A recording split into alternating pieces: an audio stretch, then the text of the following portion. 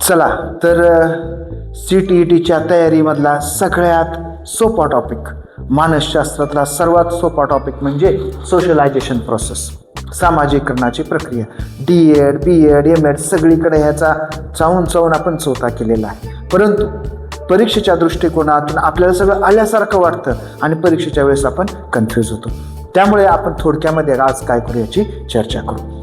D.Edला असताना B.Edला असताना आपण जॉन डेवी नावाचे एक मानसोपचार तज्ज्ञ, माफ करा, एक सायकोलॉजिस्ट, तर त्यांच्याविषयी आपण त्यांच्या शैक्षणिक थेअरीविषयी ऐकलं होतं. तर जॉन डेवी म्हणतात की school is a miniature society.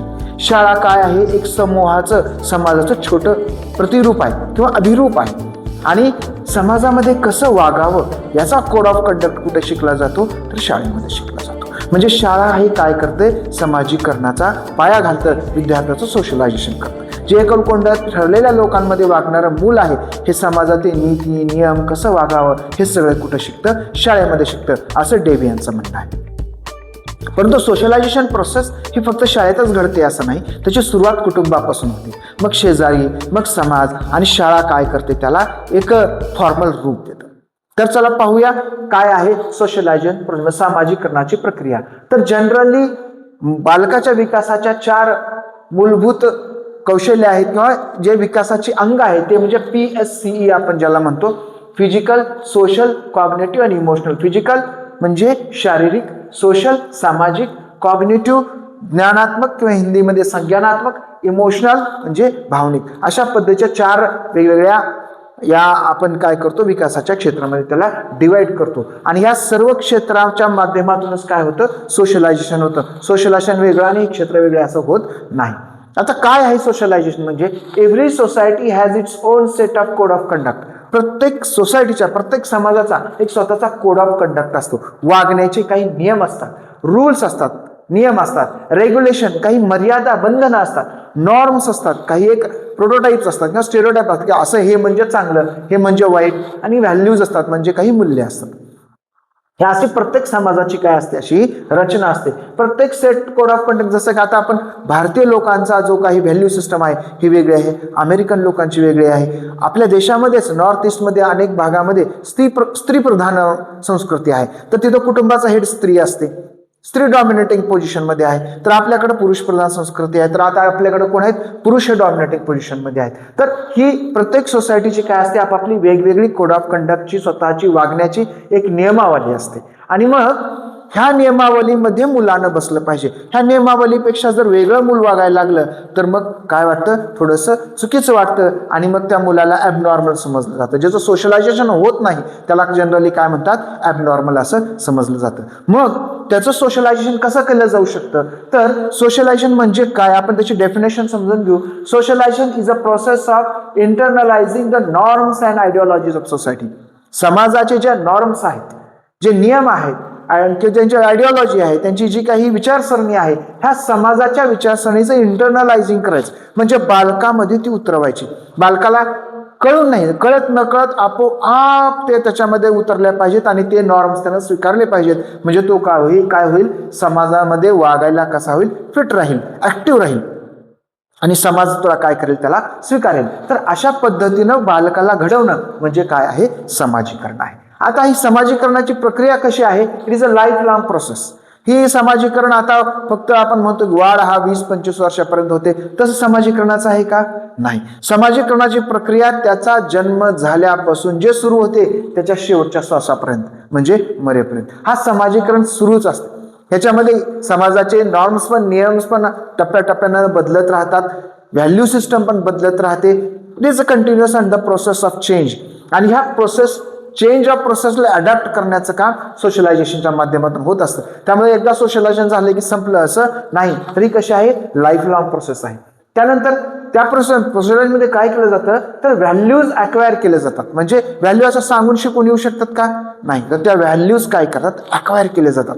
म्हणजे बघून आपल्या डोक्यामध्ये, मनामध्ये घेतल्या जातात. त्यानंतर व्हॅल्यू अक्वायर केल्यानंतर बिलीफ, समाज कशामध्ये विश्वास ठेवतो? समजा आपला भारतीय समाज किंवा आपला मध्य भारत किंवा उत्तर भारतीय समाज हा पुरुष प्रधान आहे, तर त्याचा बिलीफ काय आहे? पुरुषानं कुटुंबाचा कर्ता असलं पाहिजे. या उलट नॉर्थ ईस्टमध्ये गेलं ते स्त्री प्रधान, त्यांना काय वाटणार की स्त्री घराचा कुटुंबाचा करता असला पाहिजे. म्हणजे त्यांचे बिलीफ असतात, एक्सपेक्टेशन असतात, अपेक्षा असतात की असं वागलं पाहिजे, मुलांनी असं वागावं, मुलीने असं वागावं, त्या त्याच्या एक्सपेक्टेशनच्या काही बिलीफ आहेत. मुलांनी बाहेर जाऊन काम करून कमवून आणून द्यावं, स्त्रीनं घर सांभाळावं, ही जी जुनी कल्पना होती ह्या काय आहेत, ह्या अपेक्षा आहेत कुणाच्या ऑफ सोशल सिस्टम, ह्या समाजाची जी काही सिस्टम आहे, ही जी व्यवस्था आहे, त्यांच्या काय आहेत या अपेक्षा आहेत. आता फीचर्स काय आहेत, वैशिष्ट्य काय आहेत ह्या सोशलायझेशनच्या प्रोसेसच्या, ही कशा एक कंटिन्युअस प्रोसेस आहे, सातत्यपूर्ण आणि सतत चालणारी प्रक्रिया आहे.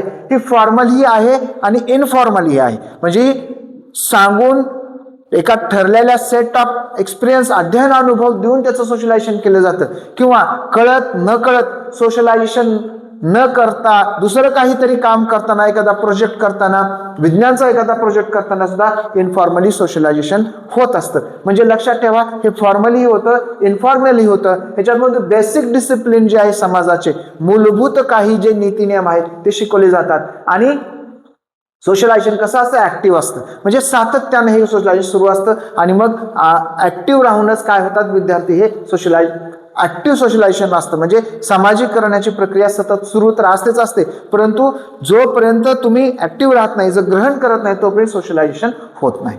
आता सोशलायझेशनचे प्रकार किती आहेत, तर दोन प्रकार आहेत, प्रायमरी सोशलायझेशन आणि दुसरा आहे सेकंडरी सोशलायझेशन. प्रायमरी सोशलायझेशन प्राथमिक अवस्थेमध्ये होतं, म्हणजेच अर्थात कुटुंबामध्ये जन्म झाल्यानंतर घरातल्या घरात जे काही आई वडील कुटुंबातली माणसं, ह्या सगळ्या माणसाचा सोबत जे मूल जेव्हा स्वतःला ऍडजस्ट करून घेतं त्याला म्हणतात प्रायमरी सोशलायझेशन. त्यामध्ये आई हा पहिला गुरु बालकाचा मानला जातो, किंबहुना आईच मुलाला घडवते असं सुद्धा मानलं जातं. आणि 100 शिक्षकापेक्षा एक आई श्रेष्ठ आहे असं आपण डीएडला असताना वाचलेलं होतं आणि परीक्षांमध्ये लिहिलं पण होतं. त्यामुळे हे प्रायमरी सोशलायझेशन आहे. त्यानंतर सेकंडरी सोशलायझेशन म्हणजे मग मूल घराच्या बाहेर पडलं, शेजारीत गेलं, ते तिथल्या लोकांसोबत त्यांना स्वतःला ऍडजस्ट करून घेतलं, मग शाळेमध्ये आला, शेजारात आला, शाळेत आला, ह्या संपूर्ण देशामध्ये जिकडं तिकडं फिरायला लागला, मग तिथं जाऊन काय करतो, तो स्वतःला तिथं ऍडजस्ट करतो. अशा पद्धतीच्या या टाईप आहेत दोन. अजून दुसऱ्या टाईप आहेत, त्याला अजून दुसऱ्या पण दोन प्रकारच्या टाईप आहेत, त्या म्हणजे अँटिसिपेटरी सोशलायझेशन आणि रिसोशलायझेशन. अँटिसिपेटरी सोशलायझेशन प्रत्यक्षदर्शक, आपण एखादी मूल काय करतं, एखादी घटना घडलेली पाहतं आणि ते घटना घडलेल्या पाहून त्याचा प्रत्यक्ष दर्शक असल्यामुळं त्याच्या लक्षात येतं की असं असं वागायचं असतं ना, असं हे करायचं असतं. आता बघा, बसमध्ये कपडा रुमाल टाकल्यानंतर जागा धरली जाते असा काही नियम आहे का? नाही ना. परंतु समाजानं सर्वांनी समाज मान्यता त्याला दिलेली आहे, किंवा ज्यांना रुमाल अगोदर टाकल त्याला ती सीट त्याला दिली जाते. हे अँटिसिपेटरी सोशलायझेशनच्या माध्यमातून मूल शिकतं, किंवा कपडा आपला रुमाल टाकला की आपल्याला ती जागा मिळते. हे आहे अँटिसिपेटरी सोशलायझेशन. आणि दुसरं आहे रिसोशलायझेशन. रिसोशलायझेशन म्हणजे आता समजा महाराष्ट्रामध्ये राहिलेला 10-20 वर्ष राहिलेला एखादा मुलगा कुठं चेन्नईला जातो, तिकडे तमिळ लोकांमध्ये राहतो, आणि मग तिथल्या कल्पना, तिथल्या विचारसरणी, तिथल्या लोकांच्या जीवन पद्धती ह्या सगळ्यांशी तो एकरूप होतो. आणि हळूहळू काय करतो, त्याचं तिथं पुन्हा डबल सोशलायझेशन होतं आणि तिथल्या लोकांसारखा त्या व्यवस्थेमध्ये कसा फिट होईल याचा तो प्रयत्न करतो. आणि मग याला म्हणतात रिसोशलायझेशन, म्हणजे पुन्हा एकदा सोशलायझेशन होतं. आता हे सोशलायझेशन घडवून आणणारे एजंट्स कोण आहेत, कोण घडवून आणतं? सगळ्यात पहिला एजंट जे सोशलायझेशन घडवून आणतं ते म्हणजे फॅमिली, कुटुंब. आईनंतर कुटुंब. हे कुटुंब पहिला स्टेप आहे जिथे काय करतं, सोशलायझेशन, सामाजिकरण घडवून आणतं.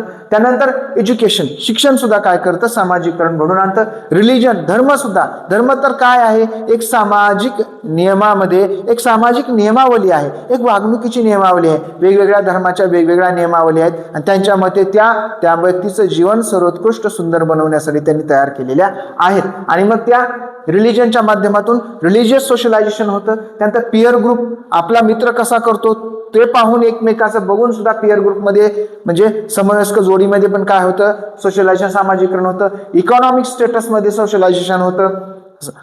समान आर्थिक स्थिती किंवा आर्थिक परिस्थितीनुसार, गरीब असेल तर सायकलवर चालतो, थोडा पैसा आला की थोडं जरा गार पेर राहून थोडं राहणीमान वगैरे, बोलणार बिलणं, या सगळ्या गोष्टीमध्ये त्याचा बदल होतो. तर त्या सोसायटीमध्ये, श्रीमंत सोसायटीमध्ये आपल्याला ऍक्सेप्ट केलं जाईल अशा पद्धतीचं वर्तन तो ठेवतो. त्यानंतर लिगल सिस्टम, जी कायदेशीर प्रक्रिया आहे देशातली, ही लिगल सिस्टम सुद्धा काय करते, सोशलायझेशन घडवून आणते. त्यानंतर लँग्वेज, भाषा, भाषा सुद्धा फार मोठा रोल प्ले करते सोशलायझेशनमध्ये, कारण भाषाच काय आहे हे संस्कृतीचे आणि समाजाचे वाहक आहे. अखिल भारतीय मराठी साहित्य संमेलनाच्या अध्यक्ष तारा भवाळकर यांच्या स्पीचमध्ये म्हणतात की भाषा ही संस्कृतीचे वाहक आहे. त्यामुळे भाषा हे फक्त सोशलायझेशन, कल्चरायझेशन सुद्धा वाहून नेते, पुढच्या पिढीला देत असते. आणि तिसरं आहे म्हणजे मीडिया. मीडिया सुद्धा सध्या फार मोठा रोल आहे याच्यामध्ये, ह्या सोशलायझेशनमध्ये. कारण आता पहा, मुलांच्या भाषेवर, मुलांच्या वागण्यावर यूट्यूबचा फार मोठा परिणाम असलेला आपल्याला दिसून येतो. तर सोशलायझेशनवर 1-2-3 प्रश्न येतात. हे मार्क इझी गोईंगमध्ये आहेत. फक्त इथं गडबड न करता काही पॉईंट एवढे लक्षात ठेवायचे आणि इलिमिनेशन टेक्निक वापरून हे सहज मिळणारे मार्क आपण घ्यायचे. चला, ह्या मार्कासाठी शुभेच्छा. धन्यवाद.